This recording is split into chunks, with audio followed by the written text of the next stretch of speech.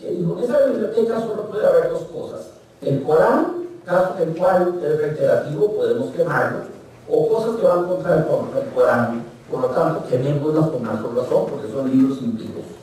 Eso habría dicho, según la leyenda se llama cuando los árabes fueron los que quemaron. No es que los árabes y los católicos se han echado la culpa de la quema de la biblioteca de Alejandría durante siglos y nunca se va a dirimir la verdad histórica de cómo fue que sucedió eso. Pero no es la única vez, ¿verdad? No es la única vez. En el año 2003,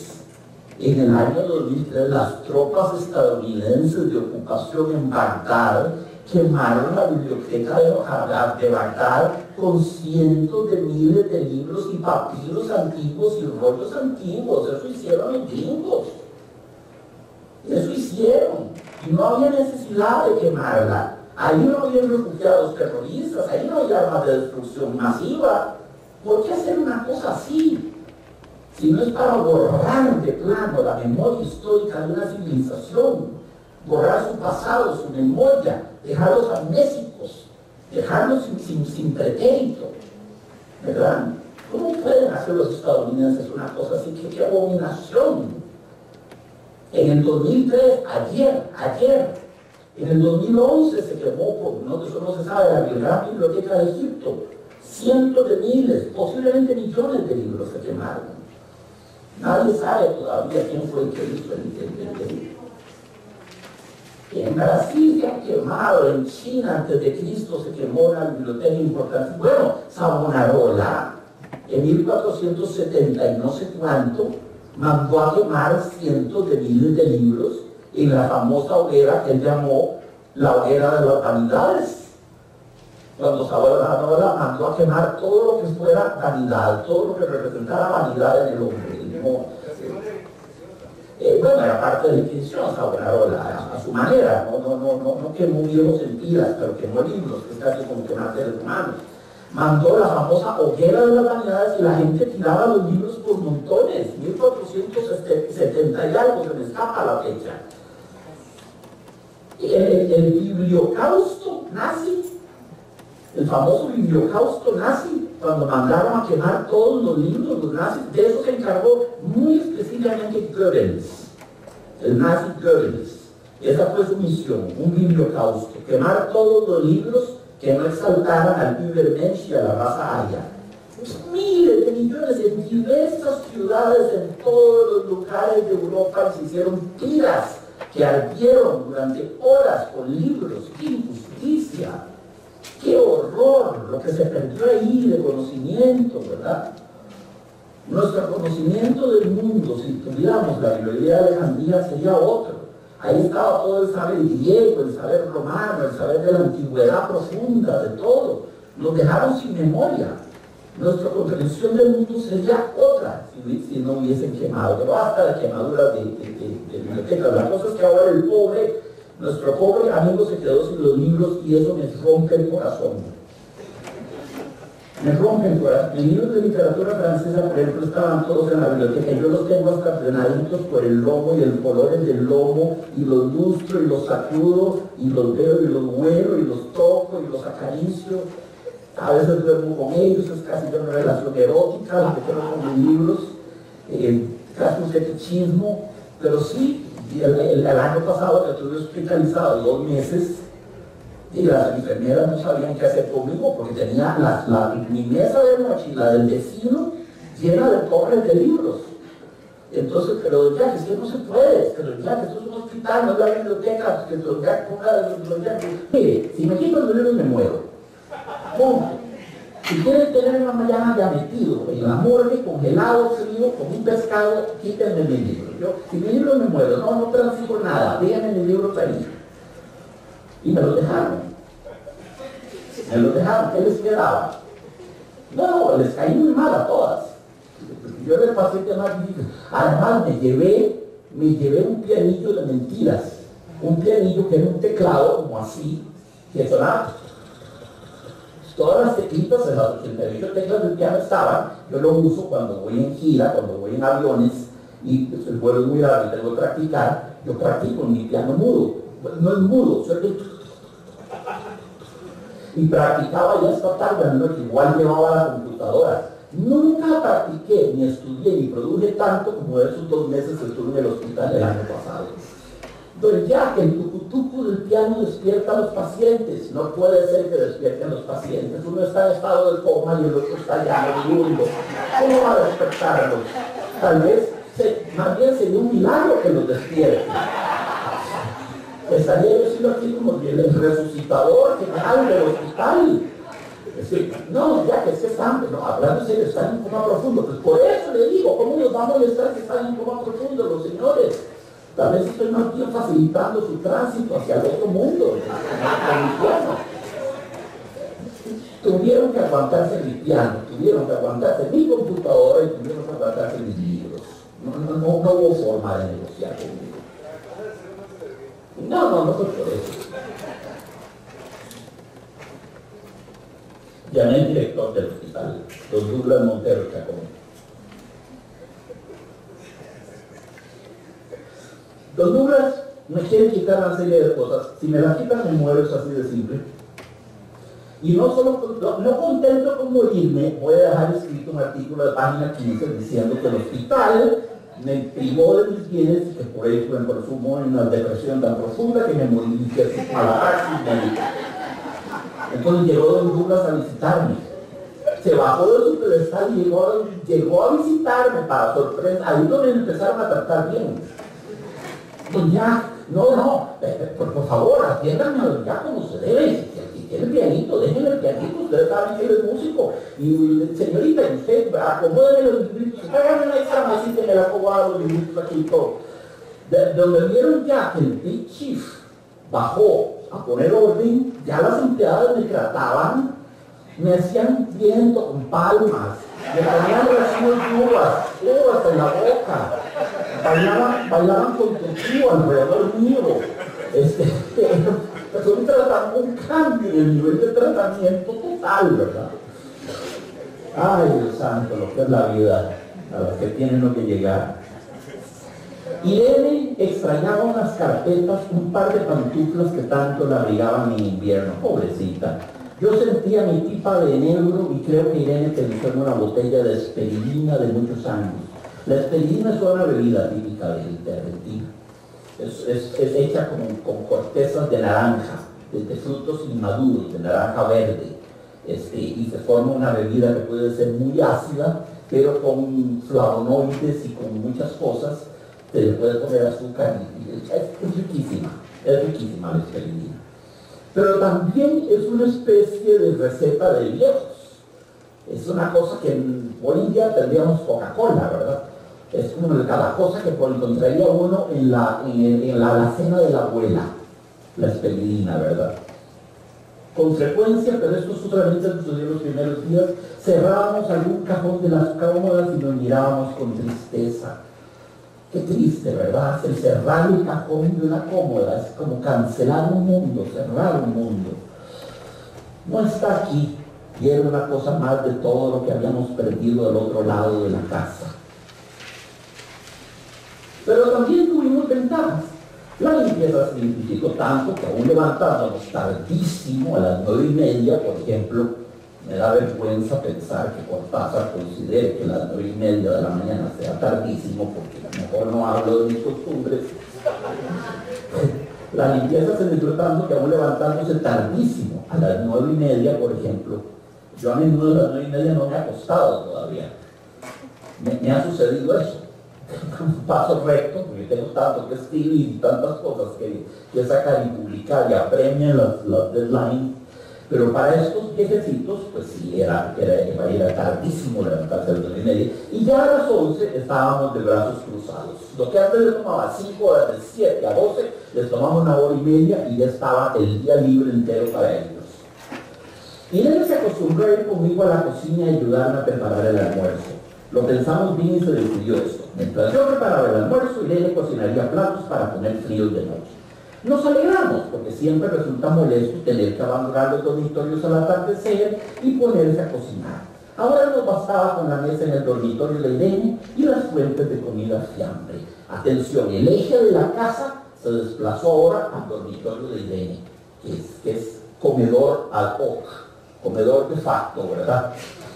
Y esa observación, nos alegramos porque siempre resulta molesto tener que abandonar los dormitorios al atardecer y ponerte a cocinar. No hay nada de molesto en eso, por el amor de Dios. Son dos viejitos como ya como que no les gusta salir de su dormitorio, ¿verdad? Es donde los siento yo, ahí es donde los siento, compañera, más decrépitos de lo que podría uno pensar. Desde ahí ya les pongo más edad. Y ella estaba contenta porque le quedaba más tiempo para tejer, por supuesto. Yo andaba un poco perdido a causa de los libros, pero por no afligir a mi hermana me puse a revisar la colección de estampillas de papá y eso me sirvió para matar el tiempo. Qué interesante. Es siempre volver a los ancestros, la colección de estampillas de papá. A falta de libros, ver la colección de estampillas de papá. Es un libro sin duda venerable, debía tener estampillas valiosísimas. La filatelia es una cosa muy hermosa, ¿verdad? También la he cultivado yo en algún momento. Me sirvió para matar el tiempo, qué expresión tan curiosa. Es el tiempo el que nos mata, nosotros no matamos el tiempo. Él es el que nos está matando a cada segundo que pasa. Nos divertíamos mucho, cada uno en sus cosas, casi siempre reunidos en el dormitorio de Irene, que era más cómodo. A veces Irene decía, fíjate este punto que se me ha ocurrido, ¿no te da el dibujo de un trébol? Un rato después era yo el que le ponía ante los ojos un cuadradito de papel para que viese el mérito de algún sello de Hotel Malmedy. Estaba muy bien y poco a poco empezamos a no pensar. Se puede vivir sin pensar. ¿Será cierto lo que dice él? Se puede vivir sin pensar. Viendo árboles de estampillas, cosiendo, conversando, acompañándose en el mismo cuarto. Se puede vivir sin pensar. Albert Camus diría que sí, pero que para ello hay que incurrir en una especie de suicidio intelectual. Tienes que acallar toda una parte de tu ser para que el pensamiento no te atormente. Y te dedicas a vivir sin formularte preguntas incómodas como ¿cuál es el sentido de la vida? ¿Cuál es el significado de los sucesos? ¿Qué me espera después de la muerte? ¿En qué consiste la muerte? Etcétera, etcétera, etcétera, ¿verdad? Sí, si tuvieran Teletica habrían pasado muy entretenidos. Sí, estarían viendo Tu cara me suena, bailando por un sueño, de boca en boca, los guerreros de la farándula, 7 días, esto, lo otro, Manos Costa Rica, Pica Linda, cielo santo, pobrecitos. Ay, Dios santo. Había una gran dignidad en este tipo de vida. Había una gran dignidad. En medio de la riqueza había austeridad. No eran unos despilfarradores. Él no era un coleccionador de Lamborghinis, o de Jaguares, o de Ferraris. Ella todo lo que hacía era tejer. Eran dos criaturitas de Dios. Cuando Irene soñaba en alta voz, yo me desvelaba enseguida. Nunca pude adecuarme a esa voz de estatua o de papagayo, voz que viene de los sueños y no de la garganta. Qué raro, esa voz de estatua. ¿Qué tipo de voz tiene una estatua? ¿Cómo hablaría una estatua? Eso es inquietante para mí, me da miedo. Me da miedo esa imagen de Irene hablando dormida con voz de estatua, y peor aún de papagayo. Acuérdense que Cortázar fue muy influenciado por el surrealismo francés. Muy influenciado. Ahí vamos, amiga. Voz que viene de los sueños y no de la garganta. Y él le decía que mis sueños consistían en grandes sacudones que a veces hacían caer el cobertor. ¿Cómo es posible? Durmiendo en habitaciones separadas por un zaguán de por medio, Irene oía que él se despertaba, se sacudía en la cama y se le caía el cobertor. No sería que estarían durmiendo juntos, francamente. No, cabe preguntárselo. Nuestros dormitorios tenían el living de por medio, pone el autor como curándose de salud. Pero de noche se escuchaba cualquier cosa en la casa. Nos oíamos respirar, toser, presentíamos el ademán que conduce a la llave del velador, los muchos y frecuentes insomnios, No, amigos, esto habla de un nivel de intimidad y de proximidad física, de coexistencia. Esto habla de un mundo que tiene todo lugar en el mismo lecho, en el mismo cuarto, en la misma habitación. A mí no me agarran de tonto con este cuento del living y del pasillo central. Posiblemente es el tipo de cosas que Cortázar quiere dejarnos como con la duda de verdad. Aparte de eso, todo estaba callado en la casa. De día eran los rumores domésticos, el roce metálico de las agujas de tejer, un crujido al pasar las hojas del álbum filatélico. Vean qué clase de ruidos. Vean si sería silencioso que se oía el de pasar la hoja vieja, reseca, con sus resinas secas del álbum filatélico. Ese era el evento sonoro del día, el del pasar de la hoja. Vean el nivel de soledad y de silencio en que están inmersos. La puerta del roble, el necio Cortázar, la puerta del roble, por enésima vez, creo haberlo dicho, era maciza. Me hace gracia ese creo haberlo dicho, porque es muy pollano. Esto lo dice Poe varias veces, es un recurso muy de Poe. La puerta del roble, creo haberlo dicho, era macizo. Claro que lo habéis dicho, claro que lo has dicho ya. Ya nos ha dicho un montón de veces que la puerta era fornida, entornada, de roble, maciza, cerrada, que tenía la llave más una tranca. Todo eso lo hemos oído. La puerta era infranqueable, era separada del mundo, ¿verdad?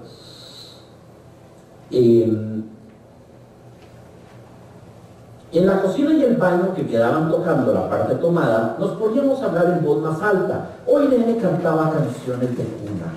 ¿Por qué cantaba canciones de cuna Irene?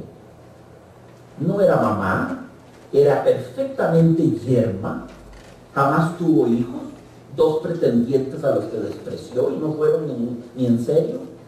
¿Por qué cantar específicamente canciones de cuna? ¿Y a quién se las canta? ¿No será que ve en su hermano casi una especie de hijo adoptivo también? Es parte de los ritos de la pareja. Es parte de los ritos de la pareja. Ella asume una actitud maternal y le canta canciones de cuna, como si fuese su hijo. El incesto aquí se potencializa. No solo es hermano, es una especie de hijo virtual. En una cocina hay demasiado ruido de loza y vidrios para que otros sonidos irrumpan en ella. Muy pocas veces permitíamos allí el silencio, pero cuando tornábamos a los dormitorios y al living, entonces la casa se ponía callada. Atención, Cortázar usa la forma activa. La casa se ponía callada. Ella, como si tuviese voluntad propia, se ponía callada. No es que quedaba en el silencio, ella decidía callarse. Y a media luz, hasta pisábamos más despacio para no molestarnos. ¿En qué se iban a molestar? Pisar más despacio sobre las alfombras para no molestarse. Irene a él y él a Irene. Yo creo que era por eso de noche, cuando Irene empezaba a sonar alta voz, me desvelaba enseguida. A todo esto, noten cómo desde la página anterior Cortázar abre un enorme paréntesis que cierra ahí justamente.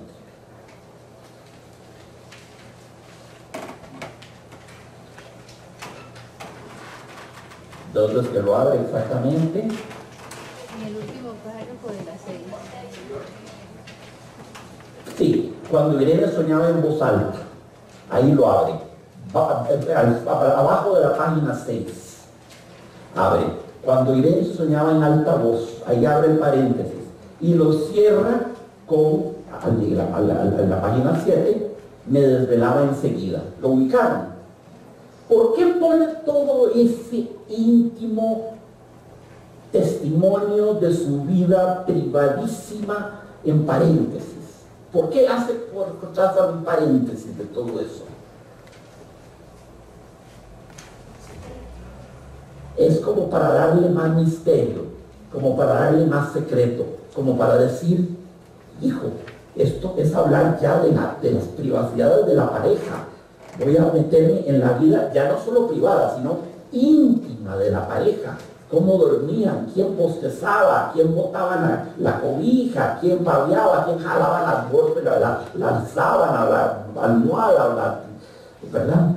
Qué curioso el uso del paréntesis de Cortázar. Le da a todo ese segmento un carácter muy misterioso, como si estuviera develando, como si estuviera haciendo un incidente, como si estuviera siendo indiscreto, como si ese paréntesis se quedara y no le contesta a nadie, que no salga de la pucacás, pero tengo que decirte que esos dos viejillos dormían en la misma cama y se dice, es un poco, esa es la imagen que Cortázar quiere darnos, ¿verdad? Nos está haciendo una concesión personal, nos está rogando, no se lo cuenten a nadie más. Es casi repetir lo mismo salvo las consecuencias. De noche siento sed y antes de acostarme le dije a Irene que iba hasta la cocina a servirme un vaso de agua. Desde la puerta del dormitorio, ella tejía, oí el ruido en la cocina. Tal vez en la cocina, o tal vez en el baño, porque el codo del pasillo apagaba el sonido. A Irene le llamó la atención mi brusca manera de detenerme y vino a mi lado sin decir palabra. Nos quedamos escuchando los ruidos, notando claramente que eran de este lado de la puerta de roble, en la cocina y el baño, o en el pasillo mismo, donde empezaba el codo casi al lado nuestro. No nos miramos siquiera. Apreté el brazo de Irene y la hice correr conmigo hasta la puerta cancel, sin volvernos hacia atrás. Los ruidos se oían más fuerte, pero siempre sordos a espaldas nuestras. Cerré de un golpe a cancel y nos quedamos en el zaguán. Ahora no se oía nada. Han tomado esta parte, dijo Irene. De nuevo, han. ¿Quiénes? Es han. ¿Quiénes están tomando esta casa y los están desplazando a ellos? El tejido le colgaba de las manos y las hebras iban hasta la cancel y se perdían debajo. Cuando vio que los ovillos habían quedado del otro lado, soltó el tejido sin mirarlo. Esto me da tanta tristeza, porque ese tejido era la vida de ella. Era como estar tejiendo el tiempo, ¿verdad? Ese ovillo, ese constante tejer, era su manera de vivenciar el tiempo, de llenar el tiempo. Podríamos verlo como la simbólica ruptura de un cordón umbilical, si nos ponemos muy psicoanalíticos. Ella está siendo expulsada del vientre materno, de ese universo intrauterino donde estuvo flotando en la beatitud y en el confort absoluto y en la tibieza de la casa con su hermano. Han sido los dos expulsados y esa es, como quien dice, la ruptura del cordón umbilical. Es cuando ya deja caer la lana y se corta el hilo que venían arrastrando dentro de la casa. No es tan insensato como podrían pensar. Eso es una hipótesis que merece ser considerada. Han tomado esta parte, dijo Irene. El tejido le colgaba de las manos y las hebras iban hasta la cancel y se perdían debajo. Cuando vio que los ovillos habían quedado del otro lado, soltó el tejido sin mirarme. ¿Tuviste tiempo de traer alguna cosa?, le pregunté inútilmente. No, nada. Estábamos con lo puesto. Me acordé de los 15,000 pesos en el armario de mi dormitorio. Ya era tarde ahora. Como me quedaba el reloj pulsera, vi que eran las 11 de la noche. Rodé con mi brazo la cintura de Irene. Atención, por primera vez hay tal vez un asumir el vínculo estrecho, anómalo que existe cuando la abraza por la cintura. Yo creo que ella estaba llorando, por entre paréntesis, no recuerda bien, yo creo que ella estaba llorando, y salimos hacia la calle. Antes de relajarnos tuve lástima. Cerré bien la puerta de entrada y tiré la llave a la alcantarilla. No fuese que a aquel pobre diablo se le ocurriera robar y se metiera a la casa a esa hora y con la casa tomada. Y de esta manera, que es la misma de Edgar Allan Poe en The Fall of the House of Usher, el cuento termina con el título, Casa Tomada. Y lo último que tenemos es Casa Tomada. No sé, que no fuera que algún pobre diablo se le ocurriera robar y se metiera en la casa a esa hora y con la casa tomada. Muy interesante, ¿verdad? Porque el cuento comienza con el título de la casa tomada. La casa tomada al final le da una cierta redondez al cuento. Termina como comienza, ¿verdad? En la caída de la casa Usher, el tenebroso y siniestro, el pútrido estanque se cerró silenciosa y siniestramente sobre los fragmentos de la casa Usher. Así termina el cuento de Poe, donde también hay dos hermanos, Roderick y Madeleine Usher, que son los últimos de un linaje que viven una relación probablemente incestuosa, pero ahí la casa se desploma y mueren los dos, Roderick y Madeleine, en el derrumbe de la casa, que estaba construida sobre un enorme pantano y se estaba hundiendo poco a poco. En una noche de tormenta se derrumbe. ¿Te acordás, amiga? Es una visión estupenda esa última. Leerlo en inglés pone los pelos de punta, la prosa que usa Edgar Allan Poe. Sonó un ruido como la voz de 1000 cataratas. Dice, y mi mente vaciló al ver aquella enorme construcción. La fisura central se ensanchó y por ella vi surgir la luna, roja de sangre ahora, que decía, el astro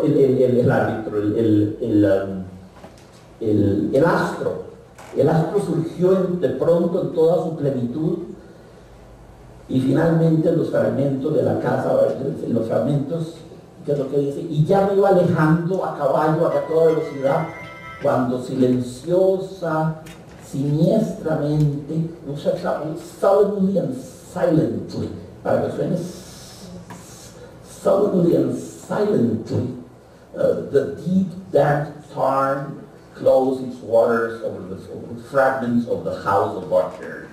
Es muy poeyano el cuento, es muy poeyano y tiene algo de gótico. Ahora sí, mi pregunta, ¿de qué es este cuento? ¿Quiénes son esos que están tomando esa casa? Voy a proponerles una hipótesis, ¿ok? Es una hipótesis. La toma de la casa, la progresiva expulsión de los protagonistas, la forma en que son expelidos de la casa, corresponde a la manera en que su incesto pasa del nivel subconsciente, en que lo habían tenido bien tapado, al nivel consciente.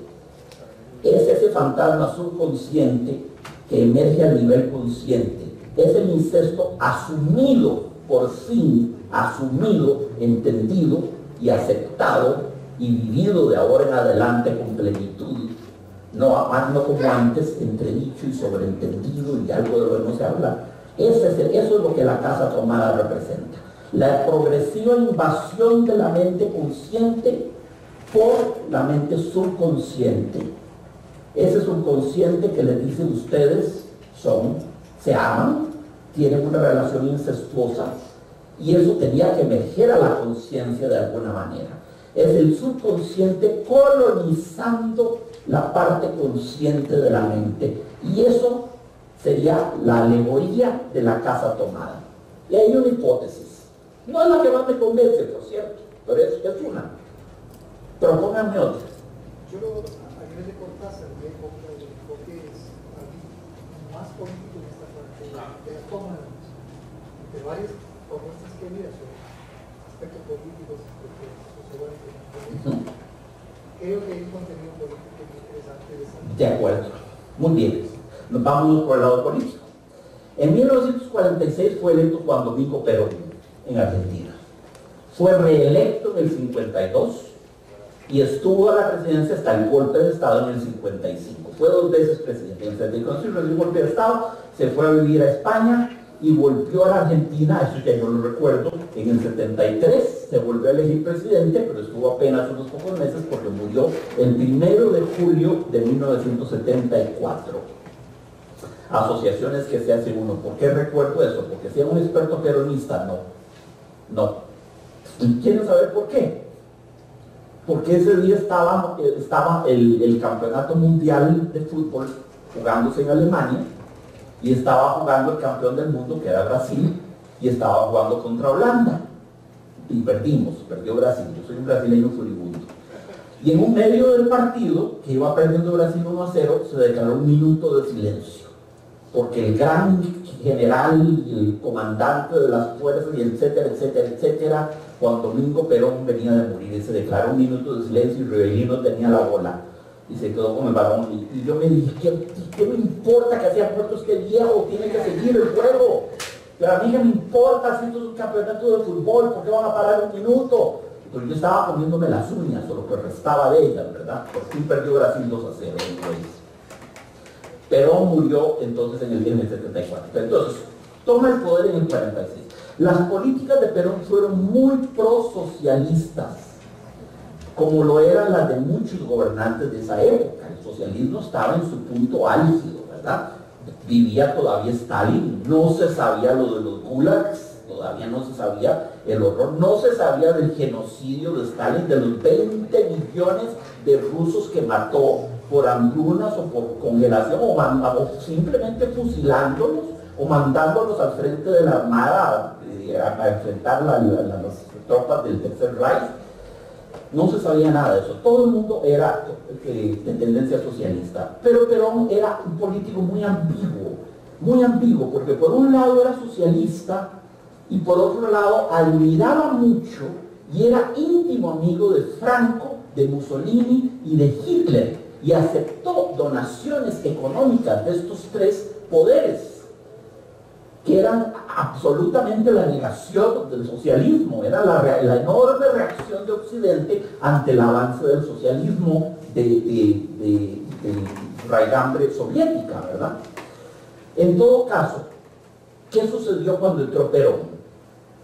Sucedió que las políticas populares de Perón, la obra social de Perón y la masiva industrialización de la Argentina, en particular de Buenos Aires, creó una enorme ola migratoria interna en Argentina. Entonces la gente de los campos se vino a vivir a la ciudad, a trabajar en anillos urbanos, en barrios pobres alrededor de las grandes fábricas que empezaron a proliferar en torno a Buenos Aires. Y los que vivían en los campos, ¿quiénes eran? Pues eran los negros. Eran los negros que estaban proscritos de entrar a Buenos Aires. Los negros o los indígenas.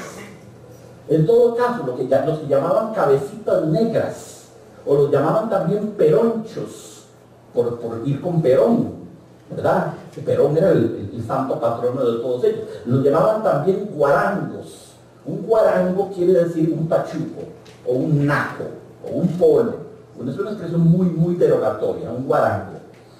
Un desarrapado. Un zarrapado. Diego Armando Maradona sería un guarango. No, si lo digo con toda seriedad. Maradona sería el guarango antonomástico, por excelencia, ¿verdad? En la enciclopedia británica uno abre, busca guarango y sale una foto de Maradona. Eso es el guarango. Repito, o llamados cabecitas negras también, llamados peronchos, o como lo dijo un escritor muy reaccionario de la época, Ezequiel Martínez Estrada, lo que él llamó el aluvión zoológico. Vean qué grosero, el aluvión, es decir, el diluvio de animales.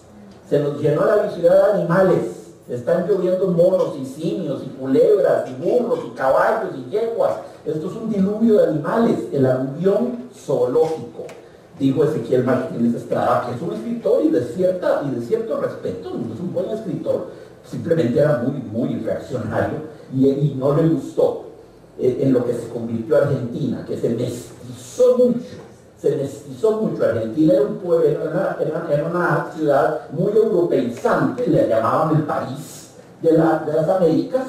La gente era caucásica, eran inmigrantes europeos o criollos, pero todos muy blanquitos y muy, ¿verdad? Según ese prototipo, ese fenotipo, ese biotipo. Y de pronto se mestizó toda Argentina con la entrada de los negros y los indígenas que estaban marginados en las zonas rurales. Entonces, las clases oligárquicas, las clases patricias, las clases terratenientes, como son nuestros dos amiguitos que vivían de las rentas, muy importante, empiezan a sentirse desposeídos, les están robando el país, les están quitando el país casa.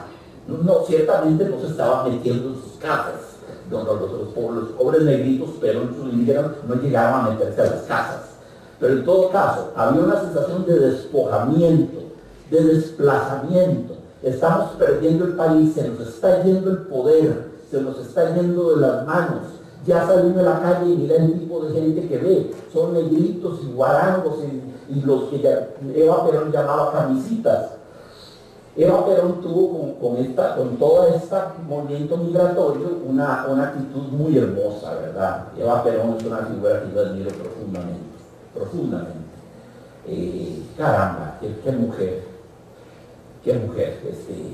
Lejos de la actitud de Ezequiel Martínez Estrada, Evita se enamoró de los cabecitas negras, de los peronchos, de los obreros, de los marginados, de los trabajadores de las industrias que proliferaron bajo el gobierno de Perón. Perón fue como un magneto que atrajo a Buenos Aires y llenó Buenos Aires de esa inmigración interna, porque venía de adentro del país. Ya había habido una ola migratoria a principios del siglo, que otro escritor había llamado la invasión ultramarina, con otros negritos que habían venido del lado de África y otros europeos y otros extranjeros mal recibidos por los argentinos, y ese había sido el ultraje de la invasión ultramarina. Ahora no era ultramarina, ahora es un migratorio interno, lo que Ezequiel Martínez Estrada, no les olvide, llamado el aluvión zoológico. Entonces podría ser que Casa Tomada sea la alegoría de esa clase oligárquica detentora del poder que siente que su espacio está siendo invadido, que su sociedad les está siendo arrebatada, que su lugar les está siendo quitado, que están siendo desplazados del centro hacia la periferia de la ciudad, de la sociedad, no de la ciudad, siguen viviendo desde siempre. Esa es una lectura política muy correcta. Cortázar suscribió a esa lectura, pero Cortázar no la escribió pensando en eso. Cortázar escribió un sueño. Él mismo no sabía lo que significaba. Cuando en una entrevista, que ahí la pueden buscar en YouTube, el entrevistador le propone esta interpretación política, él dice sí, sin duda, me parece muy coherente, sí, eso es lo que quiero haber dicho, sí, de eso es lo que debo haber querido decir. Él mismo no está seguro. Y ahora voy a proponerles la interpretación Jacques Sarraute de ese cuento, que esta es la mía, esta es original. ¿Qué tal si la Casa Tomada es una enorme autorreferencia? ¿Qué tal si la Casa Tomada es el texto mismo de Cortázar? ¿Qué tal si la Casa Tomada es el concepto de autoría perdiendo vigencia? ¿Qué tal si la Casa Tomada somos todos nosotros invadiendo el texto, proponiendo nuestras lecturas, nuestras interpretaciones, haciendo caso omiso del autor, invadiendo su texto, desplazándolo, diciéndolo, señor, no, usted lo que quiso decir fue esto y esto y esto y esto? Es una pérdida de autoridad autoral. Es lo que Foucault o Barthes hubieran llamado la muerte del autor. Es preciso que el autor muera para que el lector viva. Es preciso que el autor sea menos para que el lector, que es el que va a hacer la interpretación, sea más. Entonces, la Casa Tomada es el texto mismo. Es el autor desposeído de su texto. Es el autor que parió el texto y lo escribió. Pero un montón de lectores entran en aluvión, no sé si zoológico o muy humano y muy inteligente, no sé, un montón de autores. Todos nosotros hoy le invadimos la casa a Cortázar. Pobrecito, el quiso escribir un cuento, el quiso escribir un sueño. Y nosotros todos le tomamos la casa, le invadimos el texto, sobreimponiéndole nuestras propias interpretaciones. No, yo digo que eso, yo suscribo a la versión psicoanalítica, no pienso más bien, la lectura política es la que más me suena. Bueno, como el escritor no tiene nada que decir al respecto. Él, el que escribió el texto, no nos tiene nada que decir, lo ignoramos olímpicamente. Él mismo renunció a la autoría sobre lo que está tomando, dijo que es un sueño. Si es un sueño, si en efecto es un sueño, entonces todos nosotros lectores estamos en la libertad y en el derecho de interpretarlo, que es lo que se hace con los sueños, ¿o no? Entonces, mi lectura de La Casa Tomada es que La Casa Tomada es la literatura misma.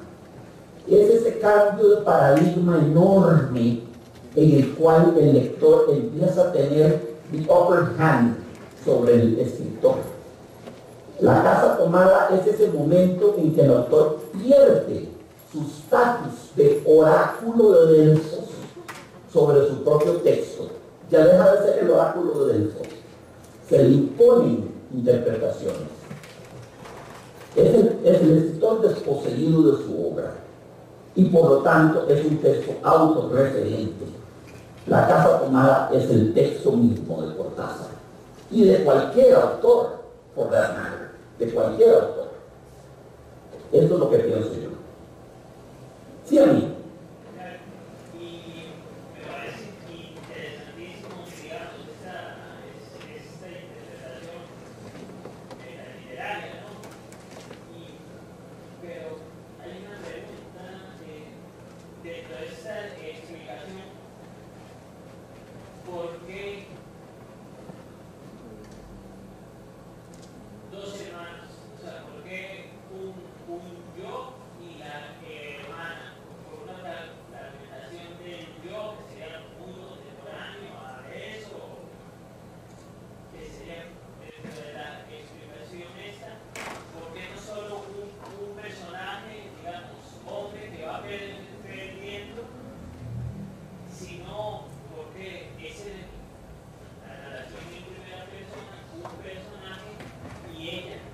Tal vez porque él quería transmitir la idea de toda una clase social que se está esterilizando, que está en vías de desaparición.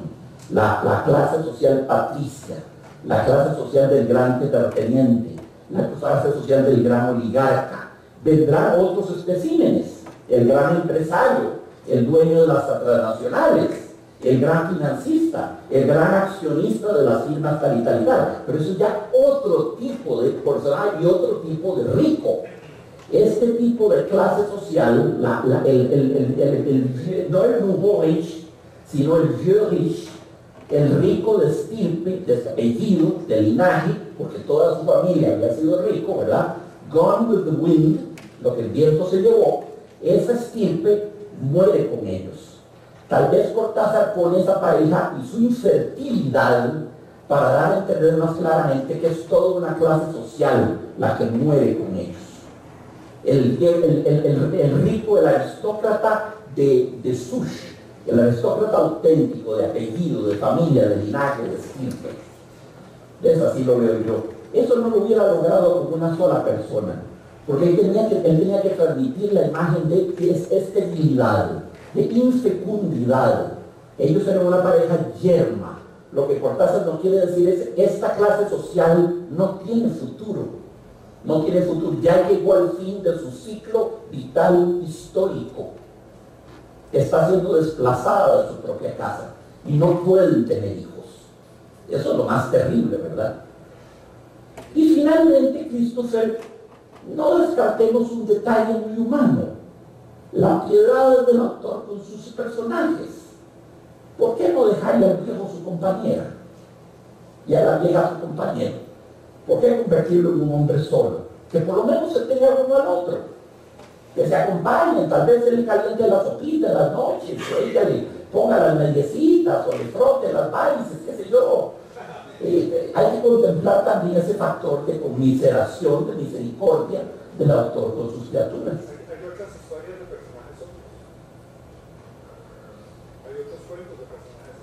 Por ejemplo, ahorita mismo no me acuerdo, pero sí estaba pensando que la interacción era necesaria para establecer una elección. Porque si una persona sola encuentra ahí, entonces no, para mí eso es la llegada del pensamiento crítico, el pensamiento crítico, que es el que lo inunda todo y ellos le huyen terriblemente. Ellos le huyen, sí. Sí, entonces ya yo creo que ellos son conservadores vegetativos. Ajá. Y el perfil de solamente es bajo, sino que es ínfimo. Ajá. Entonces, cuando llega el pensamiento crítico, empieza a llenar todas las habitaciones, Ajá. ellos lo que hacen no es enfrentarlo, porque no son rebeldes. Ajá. Ellos lo que hacen es ese mecanismo de masticar como las vacas el pasto, ¿verdad? Una convivencia, una convivencia cotidiana, monótona, y no quieren salir de ese estatus. Muy bien dicho, me gusta tu interpretación. Sí, puede ser que el que está evacuándolos, el que los está empujando fuera, es el pensamiento crítico. Y es muy actual. Y ellos, lo cual sería muy actual, ellos representan simplemente el pensamiento acrítico, la no criticidad, el aborramiento en un patrón de vida familiar muy ritualizado, muy petrificado, muy repetitivo. No viven, lo que hacen es repetir actos maquinalmente. El gran evento es el sábado, en que él va a comprar lana y libros, y eso es todo. En cambio hay una oleada de vida que viene y los va desplazando. Sí, querido amigo.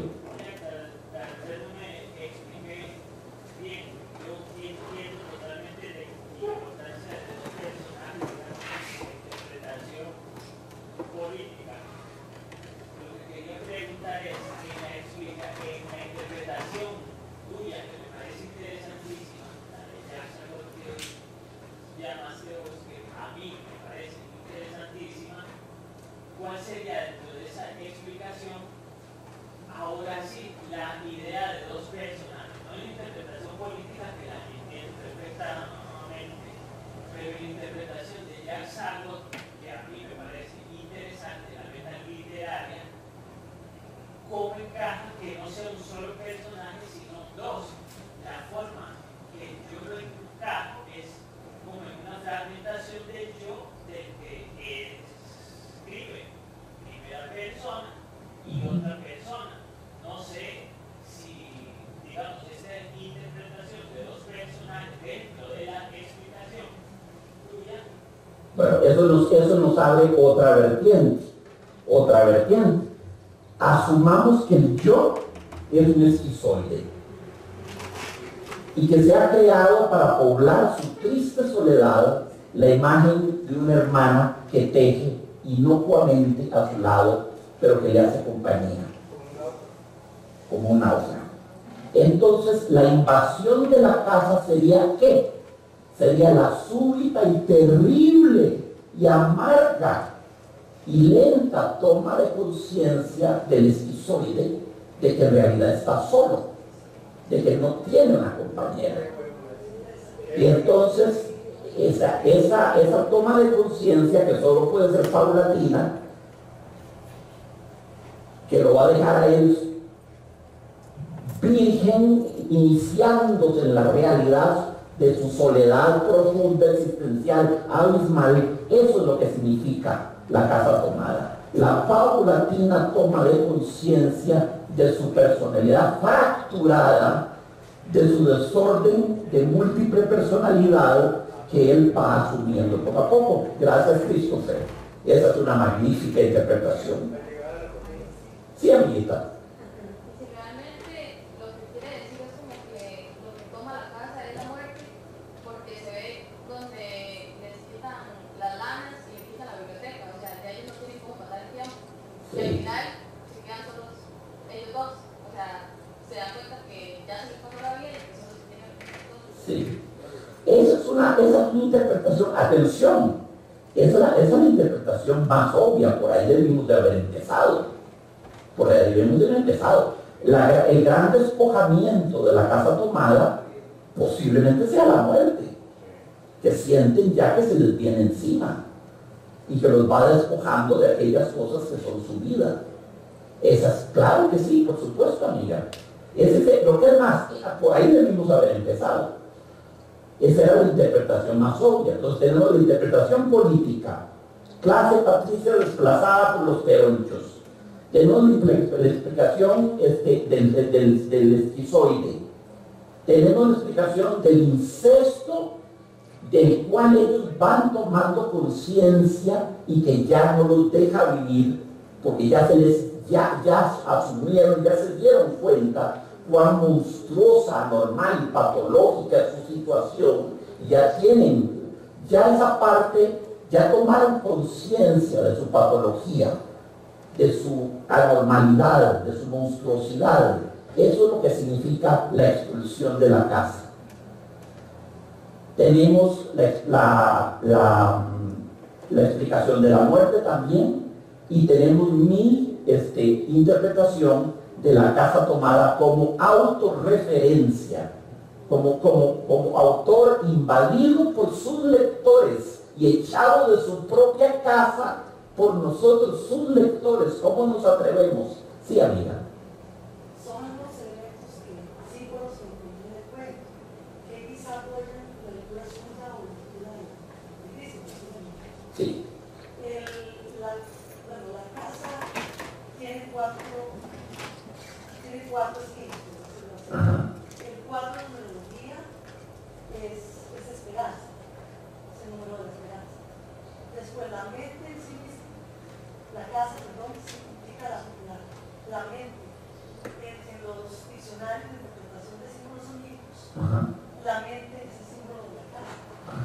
Entonces, si uno se sueña en una casa, esa es la mente de uno. Lo que soñó ayer no estaba, el estado en que su mente está.